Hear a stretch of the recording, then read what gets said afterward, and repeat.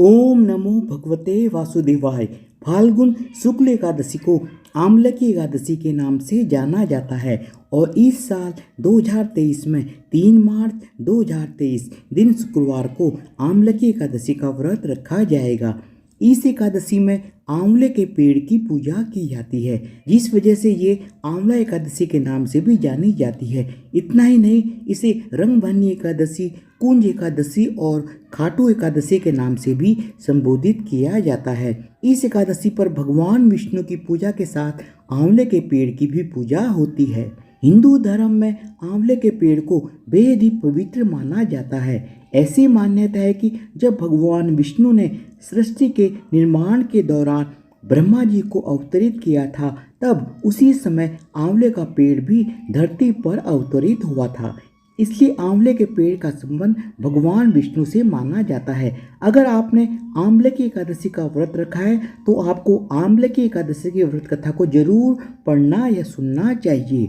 आंवले की एकादशी की व्रत कथा। राजा मानधाता बोले, हे वशिष्ठ जी, यदि आप मुझ पर उपकार करें तो कृपया किसी ऐसे व्रत की कथा सुनाइए जिससे मेरा कल्याण हो। महर्षि वशिष्ठ बोले, हे राजन, सभी व्रतों में उत्तम और मोक्ष देने वाली आंवले की एकादशी व्रत का मैं वर्णन करता हूँ। यह एकादशी फाल्गुन मास के शुक्ल पक्ष में आती है। एक वैदिश नाम का नगर था। वहाँ ब्राह्मण, क्षत्रिय, वैश्य और शूद्र चारों वर्ण आनंद पूर्वक रहते थे। उस नगर में वेद ध्वनि सदैव गूंजा करती थी। वहाँ कोई पापी, दुराचारी तथा नास्तिक नहीं था। उस नगर में चैत्रक नाम के चंद्रवंशी राजा का शासन चलता था। वह प्रकांड विद्वान और धर्मी था। उस नगर में ना तो कोई दरिद्र, ना ही कोई कंजूस था।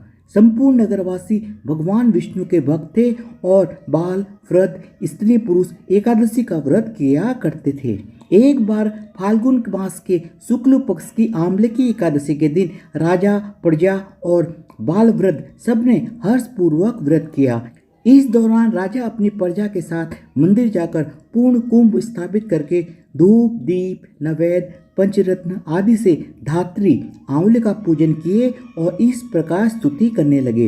हे धात्री, तुम ब्रह्म स्वरूप हो, ब्रह्मा जी द्वारा उत्पन्न, श्री रामचंद्र जी द्वारा सम्मानित और समस्त पापों का नाश करने वाले महाराजा, तुम्हें मेरा नमस्कार है। कृपया करके मेरा अघर्य स्वीकार करो। मैं आपसे प्रार्थना करता हूँ, अतः आप मेरे समस्त पापों का नाश करें। इस तरह उस मंदिर में सब ने रात्रि को जागरण किया। रात के समय वहाँ एक अत्यंत पापी और दुराचारी बहेलिया आया। वह अपने कुटुंब का पालन जीव की हत्या करके करता था।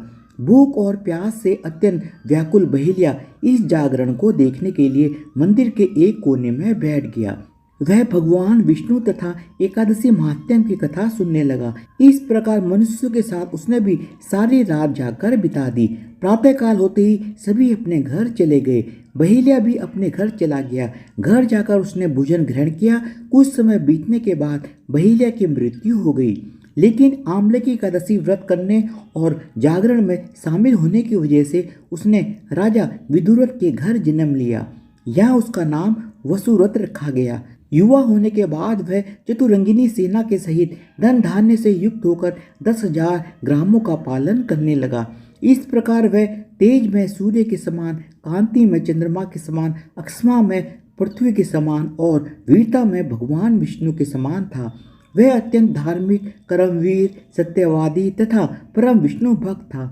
दान देना उसका नित्य कर्तव्य था। वह प्रजा का समान भाव से पालन करता था। एक दिन राजा शिकार खेलने गया। देवयोग से वह मार्ग भटक गया और दिशा ज्ञान का भाव होने के कारण उस वन में एक वृक्ष के नीचे सो गया। थोड़ी देर बाद पहाड़ी मलेच्छ वहां आ गए। राजा को अकेला देख मारो मारो बोलते हुए राजा की ओर दौड़े। मलेच्छ कहने लगे कि इस दुष्ट राजा ने हमारे माता पिता, पुत्र, पौत्र और अनेक संबंधियों को मारा है। इसने हम लोगों को देश निकाल दिया है। इसे अवश्य मारना चाहिए।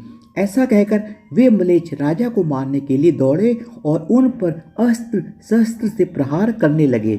राजा के शरीर पर गिरते ही सारे अस्त्र शस्त्र नष्ट हो जाते और पुष्प के समान प्रतीत होते। फिर उन मलेच्छों के अस्त्र शस्त्र उल्टा उन्हीं पर प्रहार करने लगे और वे मूर्छित होकर गिरने लगे।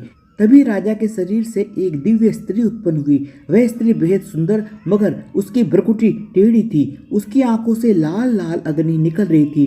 वह दूसरे काल के समान प्रतीत होती थी। वह स्त्री मलेच्छों को मारने दौड़ी। थोड़ी ही देर में उसने सारे मलेच्छों को काल के गाल में पहुंचा दिया।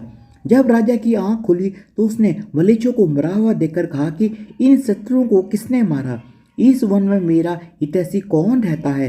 वह ऐसा सोच ही रहा था कि तभी आकाशवाणी सुनाई दी, हे राजन, इस संसार में विष्णु भगवान के अतिरिक्त कौन है जो तुम्हारी सहायता कर सकता है? आकाशवाणी को सुनकर राजा अपने राज्य वापस आया और सुखपूर्वक राज करने लगा। कथा सुनने के बाद महर्षि वशिष्ठ बोले कि हे राजन, यह आम्लकी एकादशी व्रत का प्रभाव था। जो भी मनुष्य इस आम्लकी एकादशी का व्रत करते हैं वे प्रत्येक कार्य में सफल होते हैं, मरने के बाद विष्णु लोक को प्राप्त हो जाते हैं। धन्यवाद। बोलो भगवान विष्णु की जय हो।